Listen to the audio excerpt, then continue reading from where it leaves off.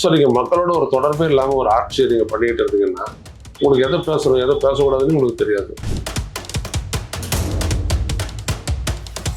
இப்போ அதே மாதிரி உள்ள உட்காந்து சிஎம் சார் மாண்புகள்லாம் சொல்லாமல் சிஎம் சார் உங்கள் காதுக்கு இது எட்டலையா, உங்களுடைய காதல் இது கேட்கலையா, உங்கள் கண்டுக்கு இது தெரியலையா அப்படி சொல்ல முடியுமா? இப்போ இல்ல என்ன இருந்தாலும் மக்களால தேர்ந்தெடுக்கப்பட்ட ஒரு பர்சன் நீங்க நம்ம வந்து அன்னைக்கு மக்களால் தேர்ந்தெடுக்கப்பட்டவர் தானே ஸ்டாலின்.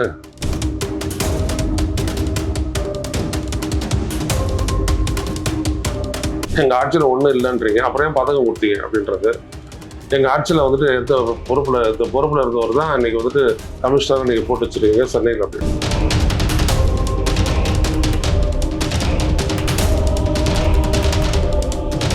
அனைவருக்கும் வணக்கம். இன்னைக்கு நம்மளோட திரு ஐயநாதன் ஐயா தான் இணைஞ்சிருக்காரு. அவர்கிட்ட நிறைய விஷயங்கள் கேட்டு தெரிஞ்சு போறோம். நிகழ்ச்சிக்கு போகலாம்.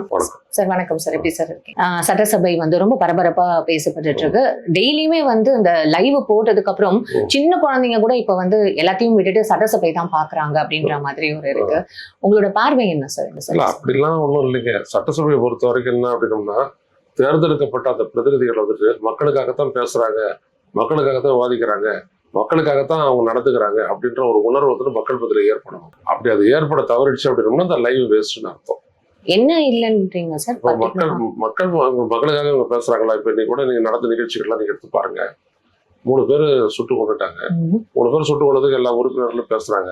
அதுல அரசுடைய ரெஸ்பான்ஸ் என்னன்னா, அவங்க வந்துட்டு ஒரு மாஜிஸ்ட்ரேட் என்கொயரி வச்சிருக்கிறாங்க, அந்த என்கொயரி முடிச்சிட்ட உடனே என்ன சொல்றாங்கன்னு பார்ப்போம், அதுக்கப்புறம் முடிவெடுப்போம்னு சொல்லிட்டு முடிச்சுக்கிட்டாங்க. முதல்ல ஒரு விடயம், காட்டு பகுதியில் நான் கேட்டால் கண்டன அறிக்கை கொடுத்துட்டோம் அப்படின்லாம் சொல்றாங்க. காட்டு பகுதியில் இருக்கக்கூடிய அங்கே வாழக்கூடிய மக்கள் அவங்க நம்ம வீட்டில் புடங்குற மாதிரி, ரோட்டில் புடங்குற மாதிரி, சந்தையில் புடங்குற மாதிரி அவங்க காட்டில் புடங்குவாங்கன்னா போவாங்க வருவாங்க. எல்லாத்துக்கும் வந்துட்டு மாடு பிடிக்கிறது எல்லாமே அவங்களுக்கு இருப்பாங்க. அவங்க அங்கே போயிட்டு வேட்டையாடுறது அப்பப்போ பண்ணிடுவாங்களான்னா அது நடக்கத்தான் செய்யும். ஆனால் அதில் குறிப்பிட்டு கவனிக்கப்பட வேண்டிய விஷயம், இந்த அரசு அப்படியே அவங்க வேட்டையாடி இருந்தாங்க மானு அப்படின்னா கூட அது அவங்கள எடுத்துட்டு போயிட்டு நீதிமன்றத்தில் எடுத்துட்டீங்கன்னா அவங்களுக்கு அபராதம் தான் விதிக்கப்படுவக்கூடிய சிறை தண்டனையே கிடையாது. ஆமா, சுடுறதுக்கெல்லாம் குறிப்பு கிடையாது. ஃபாரஸ்ட் ரேஞ்சுக்கு வந்துட்டு அவங்களுடைய சேஃப்டியாக தான் ஃபர்ஸ்ட் கொடுத்துருக்குறாங்க கன்னு. ஸோ மனிதனுடைய கேஸ் அதை பயன்படுத்துறது அவங்களுக்கு எதுவுமே கிடையாது. ஸோ இதை பயன்படுத்துறதுன்றது முதல் தப்பு, ப்ரொப்ரைட்டரி மிஸ்டேக். அது அவங்களுடைய ப்ரொஃபஷனல் வைஸ் அது தவறு. இதை முதல்ல இது எடுத்துக்காட்டவே இல்லை. ஒரு மான்கறி மானை வச்சிருந்தாங்க அப்படின்னோம்னாலே அவங்க எடுத்துட்டு போயிட்டு கோர்ட்ல நிறுத்தினாலே அபராதம் விதிப்பாங்களே ஒழிய சிறை தண்டனை கிடையாது. அந்த குற்றத்துக்கு அவ்வளவுதான் அஃபென்ஸ், அவ்வளவுதான் தண்டனை. அப்படி இருக்க நீங்க சுட்டு கொண்டீங்கன்னா என்ன அர்த்தம்? 4 பேரும் எய்ம் பண்ணியிருக்கீங்க, ஒருத்தர் தப்பிச்சுட்டான், அவ்வளவுதான், 3 பேர் செத்து போயிட்டான். அப்ப இந்த விடயத்தை வந்துட்டு விளக்காத ஒரு அரசு என்ன அரசு? இதெல்லாம் வந்துட்டு அந்த மக்கள் பேசுறாங்கல்ல, அந்த மக்கள் பேசக்கூடிய விஷயத்த கூட நீங்க பேச மாட்டீங்களா? 2வது விஷயம், பேசுன பல மெம்பர்ஸ் என்ன சொல்றாங்க, இறந்த ஒருத்தருக்கும் தரா 1 கோடி நிதியை பெற்று தரணும்னு சொல்றாங்க. அதை பத்தி இவங்க எதுவுமே பேசல. இல்ல சார், நிதி அறிவிச்சிருக்காங்க சார். இல்ல நிதி 10 லட்சம் அப்படின்னு சொல்லிட்டு சொல்றாரு அவரு.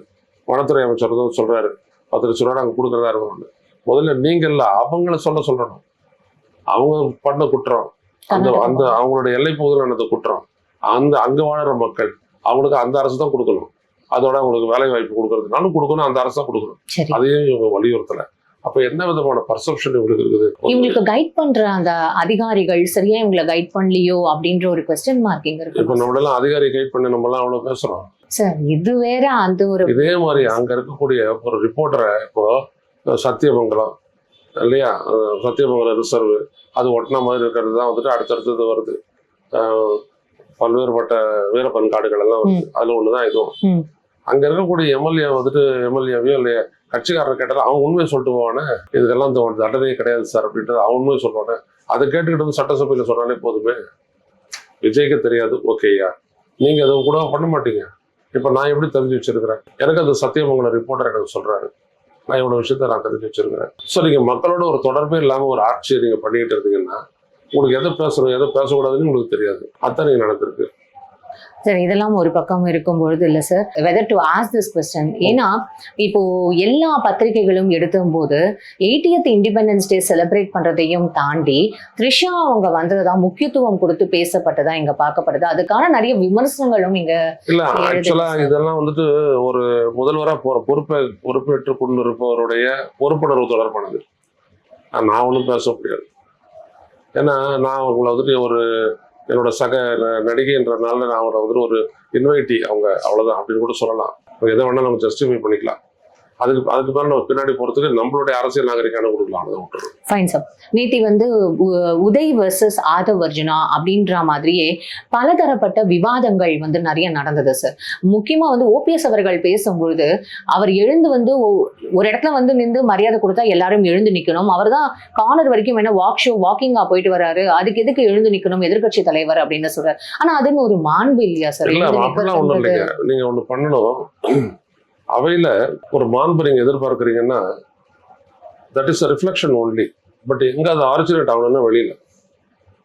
இந்த விஜய் வெளியில இருக்கும்போது என்ன பேச, ஸ்டாலின் அங்கிள்னு ஆரம்பிச்சாரு, சிஎம் சார்னு ஆரம்பிச்சாரு. இப்ப அதே மாதிரி உள்ள உட்காந்து சிஎம் சார் மாண்புகள்லாம் சொல்ல, சிஎம் சார் உங்க காதுக்கு இது எட்டலையா, உங்களுடைய காதுல இது கேட்கலையா, உங்க கண்டுக்கு இது தெரியலையா அப்படி சொல்ல முடியுமாப்பா? இல்ல, என்ன இருந்தாலும் மக்களால தேர்ந்தெடுக்கப்பட்ட ஒரு பர்சன் நீங்க நம்ம வந்து அன்னைக்கு மக்களால் தேர்ந்தெடுக்கப்பட்டவர் தானே ஸ்டாலின், அப்படி பேசியிருக்கலாமா? நீங்க முதல்ல எது அங்க நடக்கணும்னு நினைக்கிறீங்களோ அதற்குரிய மரியாதையை நீங்க வெளியில சம்பாதிச்சுட்டு உள்ள வரணும். இப்போ உதாரணத்துக்கு நான் ஓபிஎஸ் எடுத்துக்கங்க, அவர் எவ்வளவு டீசெண்டா நடந்துக்கிறாரு, அவர் எப்படி வழிகாட்டுறாரு எல்லாத்தையுமே நீங்க பாருங்க. So that is very important. நீங்க வந்துட்டு வெளியில எப்படி வேணாலும் இருந்துட்டு இங்க வந்துட்டு உடனே நான் சீஃப் சிஎம் அப்படின்னா யாரும் ஒத்துக்க மாட்டாங்க. அப்படி எதுவும் வரவே வராது, மரபே வராது. அது அதனால தான் அவர் சொல்லிட்டாரு, எழுந்திருக்காது அவங்களோட இஷ்டம் அப்படின்ட்டாரு, அவ்வளவுதான். சார், நேஸ்தி வந்து உதய் வர்சஸ் ஆதவ் அர்ஜுனா அது வந்து கே நேரு கூட ஒரு விஷயம் பேசினாரு.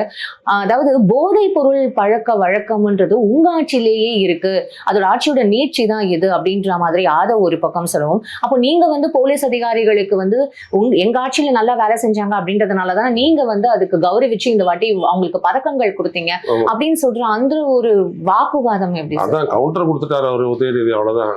எங்க ஆட்சியில ஒண்ணும் இல்லைன்றீங்க, அப்புறம் பதக்கம் கொடுத்தீங்க அப்படின்றது. எங்க ஆட்சியில வந்துட்டு இந்த பொறுப்புல இருந்தவர் தான் இன்னைக்கு வந்துட்டு கமிஷனர் இன்னைக்கு போட்டு வச்சிருக்கீங்க சென்னையில் அப்படின்னு. அது நான் அதை விட முக்கியமா ஒன்று சொல்றேன். நேஷனல் நார்கோட்டிக்ஸ் கண்ட்ரோல் பியூரோ அப்படின்ற நோடல் ஏஜென்சி, அதான் என்சிபி முக்கியமானது. அவங்க தான் மாநில அளவில் வந்துட்டு நார்கோட்டிக்ஸ், அந்த கடத்தல், ட்ரேடு இதெல்லாம் தடுக்கிறதுக்கான முக்கியமான ஒரு அமைப்பு.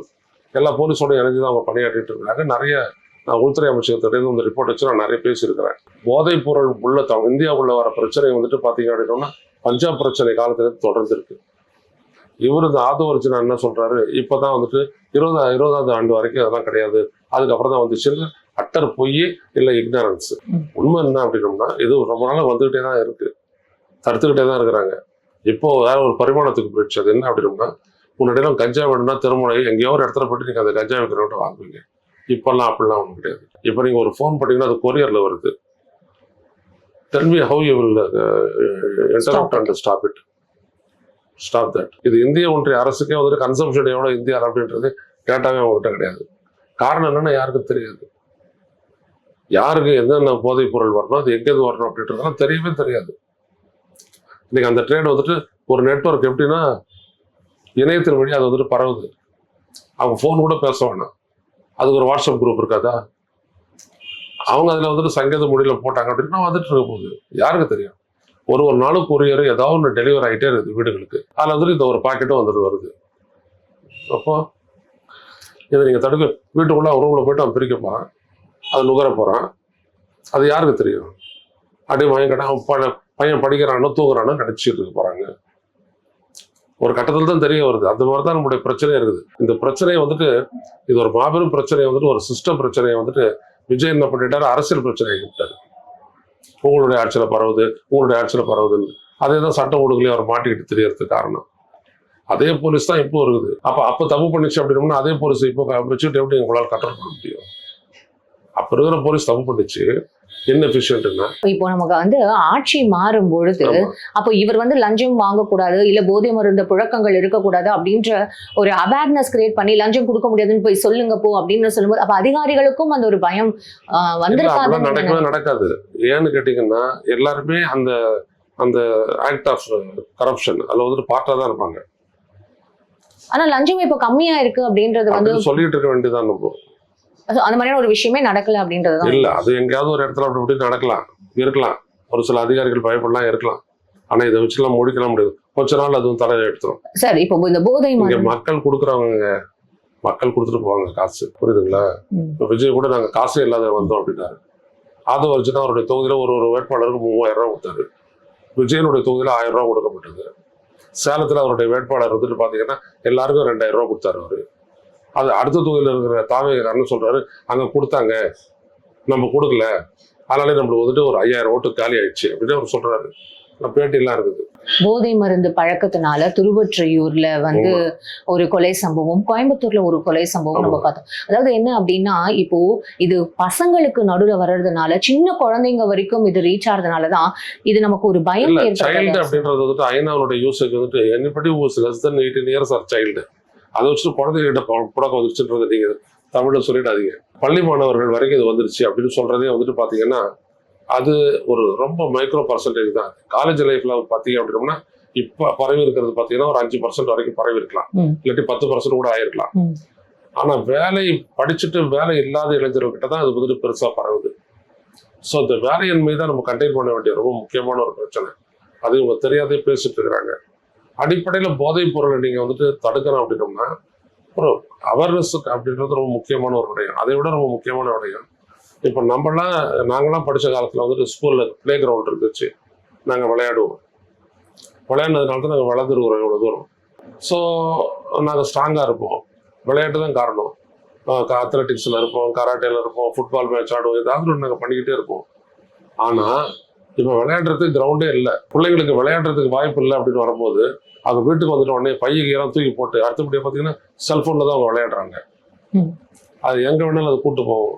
ப்ளூவேல் வரைக்கும் உங்களுக்கு தெரியும் எப்படிலாம் நடந்துச்சு அப்படின்ட்டு தெரியும். அப்போ ஆபத்து இங்கே இருக்குது. ஒரு பிள்ளை வீட்டுக்கு வந்துட்ட உடனே சாப்பிட்ட உடனே அதுக்கு தூக்கம் வந்துருச்சுன்னா தட் இஸ் சேஃப். அது தூங்காத வந்துட்டு வச்சுட்டு விளையாடுது அப்படின்னா you are unsafe and is also unsafe. That's a problem. This is how you must have to understand the issue. நீங்கள் இப்படி புரிஞ்சுக்க தயாராக இல்லைன்னா அப்புறம் நம்ம என்ன பண்ண முடியும்? Fine sir. அப்போ இந்த போதை மருந்து சொல்லியும் அப்புறம் வந்து பாலியல் வன்கொடுமைகள் கம்மி பண்றோம் அப்படின்னு சொல்லி தான் இவங்க மேஜரா இந்த ஆட்சிக்கு வந்து கைப்பற்றதுக்கான ஒரு முக்கியமான காரணமா நம்ம இங்க பாக்குறோம் இல்ல சார்? அப்ப இது ரெண்டுமே வந்து கம்மி பண்ண முடியாதுன்றதுதான். அதனால தான் மாட்டிக்கிட்டாங்க. நான் தான் சொல்றேன், சிஸ்டம் பிரச்சனையை நீங்க பொலிட்டிசைஸ் பண்ணிட்டீங்கன்னா உங்களால எதுவுமே பண்ண முடியாது. சிஸ்டத்தினுடைய பிரச்சனை அது. இப்போ நீங்க வந்துட்டு உடனே 5 பேர் வந்துட்டு இந்த விசாரணை மரணங்கள் 5 பேர் செத்து போயிருக்காங்க. ரைட்டா? மர்டர்ஸ் ஏகப்பட்டது, 100க்கு 138 145 அது வந்துருச்சு. நான் சொல்லக்கூடியது என்னன்னா, என்ன நடக்குதுன்னு கள நிலவரத்தை புரிஞ்சுங்க. எதனால நடக்குது, ஏன் நடக்குது, இதை எப்படி கண்டெயின் பண்ணலாம் அப்படின்றத பொறுத்து உங்களுக்கு ஒரு புத்தி வரணும். உங்களுக்கு வந்துட்டு இருக்கக்கூடிய ஐடியா வந்துட்டு உங்களுடைய போலீஸ் வச்சு இம்ப்ளிமெண்ட் பண்ணணும். மாவட்ட அளவில் ஒவ்வொரு இடத்துலையும் கிராம அளவில் இம்ப்ளிமெண்ட் பண்ணணும். சாதாரண விஷயம் இல்லை. இவர் சும்மா சொல்லிட்டாரு, கடைசியில சிக்க தவிக்கிறாரு. நேற்று வந்து தாவேக்காவோட தான் எங்களோட கூட்டணி கடைசி வரைக்கும் அப்படின்னு சொல்லிட்டு தொல் திருமாவளவன் அவரோட பிறந்த நாளை வந்து தமிழ் தேசிய மாநாடா வந்து கொண்டாடினது கள்ளக்குறிச்சியில உளுந்தூர்பேட்டையில நம்ம பார்த்தோம். ரொம்ப பிரம்மாண்டமான ஒரு மாநாடா அதை நம்ம பார்த்தோம் சார். அங்க வந்து ஓப்பனாவே அவர் இப்ப அனௌன்ஸ் பண்ணிட்டாரு சார், எங்களோட கூட்டணி இனிமே வந்து தாவேக்காவோட தான் அப்படின்னு சொல்லிட்டு. இத்தனை நாள எந்த நிலைப்பாடுல இருந்தாருன்னு சொல்லிட்டு எதிராக வந்துட்டாரு. அதாவது அவர் என்னன்னா அந்த தேர்தல் முடிவை வச்சு அவருடைய கட்சிக்காரங்கள் அவர் எந்த மக்களுக்காக பாடுபட்டாரோ அந்த மக்கள் வந்துட்டு பெருமளவிற்கு வந்துட்டு விஜய்க்கு ஓட்டு போட்டாங்க. ஸோ இவரு தன்னுடைய கட்சியை வந்துட்டு அந்த கட்சியோட சேர்த்து இவருடைய பேட் எடுத்துட்டு போயிட்டு அந்த கட்சி கிட்ட விட்டாரு. சார் ஆட்சியிலையும் பங்கு அதிகாரத்திலையும் பங்குன்றதா இவங்களுக்கு ரொம்ப நாளான ஒரு எதிர்பார்ப்பு தானே சார்? அது வந்துட்டு எப்போ சொன்னாரு விஜய்? விக்கிரவாண்டி மாநாட்டில் சொன்னார்ல, அப்பவே நீங்க எடுத்துட்டு இருக்க வேண்டியதானே. அப்ப நான் கூட சொல்றேன் எடுத்துக்கிட்டு, ஏன் எடுத்துக்கல? அப்புறம் ஜெயிச்சிட்டோன்னு தான் மாறுவீங்களா உங்களுக்கு? இல்ல சார், ஜெயிச்சதுக்கு அப்புறம் தான் அவருக்கு வந்து ஒரு நம்பிக்கை இருந்திருக்கு. இல்ல அதிகாரத்தையும் இந்த வெற்றி தோல்வி எதனால நடக்குதுன்றது எல்லாரையும் விட திருமாவளவனுக்கு நல்லா தெரியும். இந்த நாட்டுல இவிஎம் வச்சு என்ன பண்றாங்க அப்படின்றது எல்லாத்தையுமே திருமாவளவன் தான் அதுக்கு எதிராகவே போராடின ஒரு பெருசா. அவருக்கு தெரியும் இதெல்லாம் நிரந்தரம் கிடையாது அப்படின்ட்டு. ஆனா இன்னைக்கு அவர் போராடினா அதுக்கு பிரதான காரணம் ஒன்னே ஒண்ணுதான்.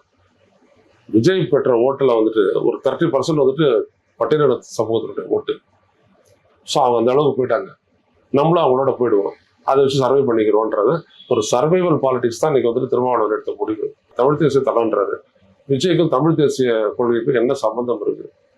அவர் எப்போ அதெல்லாம் பண்ணியிருக்காரு? அந்த கட்சி எப்போ பண்ணியிருக்கு?